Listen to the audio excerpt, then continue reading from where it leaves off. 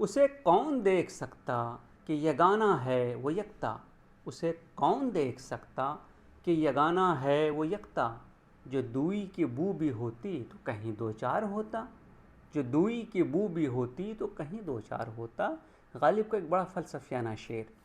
गालिब कहते हैं कि दरअसल ये जो दुनिया है ये खुदा के वजूद से ही निकली हुई चीज़ है, यानी कि वो होल है, वो मुकम्मल ज़ात है और उसी के नूर का परताव ये दुनिया है।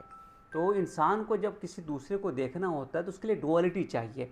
मैं और मेरे अलावा कोई शख्स और है तो मैं उसको देख सकता हूँ या वो मुझे देख सकता है, इसको दुई कहते हैं, डुअलिटी कहते हैं। तो गालिब कहते हैं कि इस दुनिया में कोई डुअलिटी नहीं है।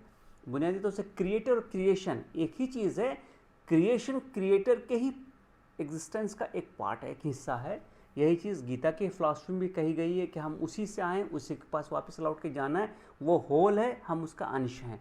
यही फ़लसफ़ा वहदतुल वजूद में बयान हुआ है, जिसको कि हमारे बहुत सारे सूफ़ी लोग बयान करते हैं। तो गालिब इस शेर में इस चीज़ को कहते हैं कि जो असल हकीकत है, जो असल ज़ात है, जो असल हक़ है, वो खुदा की ज़ात है, यानी कि वो असलियत है। और बाकी तमाम जो चीज़ें हैं वो उसी के नूर का परतों है, उसी का रिफ्लेक्शन है, उसी का एक हिस्सा है। इसीलिए कोई डुअलिटी इस दुनिया में हमको नज़र नहीं आती है। जितनी भी चीज़ें हैं बुनियादी तौर से उसमें खुदा का ही अक्स झलकता है, ये गालिब कहते हैं। और इसी को बहुत खूबसूरती से उन्होंने इस शेर में बयान भी किया है। खुदा हाफिज़।